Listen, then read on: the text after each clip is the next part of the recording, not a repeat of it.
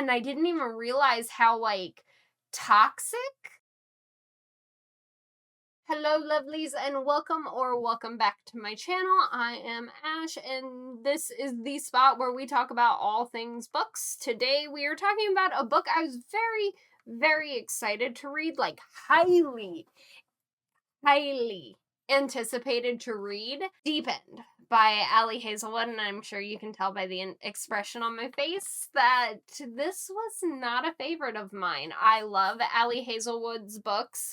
They're very STEM-based, and I have learned that I absolutely love that in a book, especially in a romance book. I love when it's two scientists that fall in love. This is two athletic types that are also incredibly intelligent. It is about a swimmer and a diver. It is about a swimmer named Lucas, a diver named Scarlett, and their journey to finding love and romance as well as their academic futures. I really was hoping that I would love this book because I haven't found an Ali Hazelwood book up until this one that I didn't love. I rated this one a 2.5, so it's not a terrible book. I'm not upset that I read it. There are just some things that really bothered me, and it has nothing to do with the spice. Nothing about the spice of this book bothered me whatsoever. I didn't care one way or another. I wanted to read it because it sounded interesting. Unfortunately,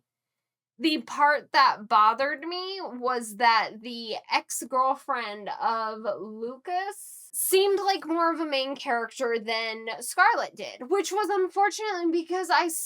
really unfortunate because I saw a lot of relatable things in Scarlett that I loved about myself and I really wanted to root for, but I found up until like the first third of the book, I was rooting for the ex-girlfriend because she was in so much pain and she was really trying to live her best life, and Scarlett was being a good friend, and I didn't even realize how, like, toxic this girl was. Like, she was like the toxic positivity that everybody talks about, but everything boiled down to this side character, and I was like, she's not the main character. Why are we going page after page after page talking about what worries her, what concerns her, what is important for what she needs? Like, this is supposed to be about what Lucas and what Scarlett need. Why are we so focused on this girl? And if I am beating a dead horse telling y'all about how many times she's brought up in this book, there were chapters where it was pages upon pages about what was good for Penn.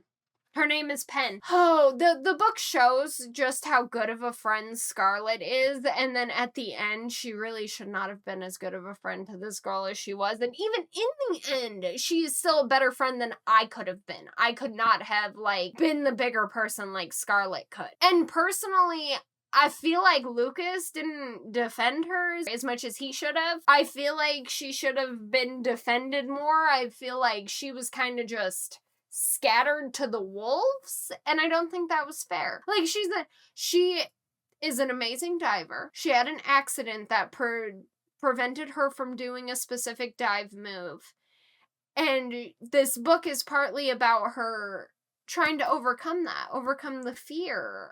And then you find out why she has this fear, and your heart breaks for her. I love Lucas and Scarlett as characters. I absolutely loved. I just wish the ex-girlfriend would have been kicked to the curb at some point. Even in the epilogue. She's in the epilogue. And I am sure that she is a lovely character.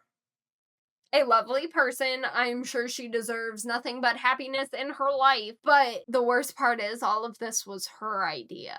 And it mind boggles me. And I understand I'm beating a dead horse being like, she was brought up way too much in this book. But in my opinion, she was brought up way too much in this book. I would have loved for more of Scarlett and Lucas's relationship. I did love Lucas's older brother. He was amazing.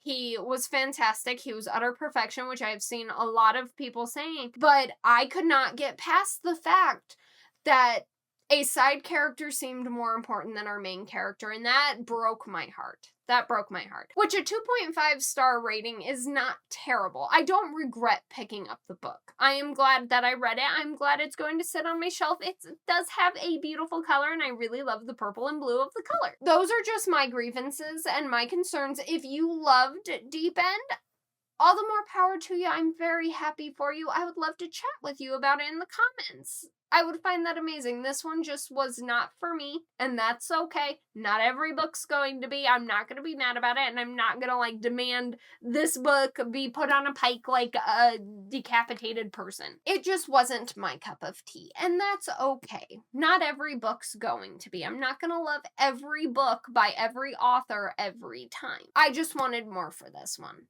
So, have any of y'all read Deep End? If you did, what were your thoughts? I'm not going to go into the spice because I don't care. Like, I don't read a book for spice. If spice just so happens to be in it, I can very much appreciate a good spicy book. I didn't care. It didn't bother me. I was indifferent to it. So if the spice is something that where they talk about their interests, but it doesn't go into too much depth on their interest, you might not like this. If you read a book for smut and you expect this to be really smutty, it's not all that smutty. There is passionate lovemaking though, and it's really cute. It's really adorable. I would still love to hear your opinions though, so if you enjoyed this book, if you hated this book, let me know down in the comments, and thank y'all so much for watching. I hope I'll catch y'all in the next video. Bye!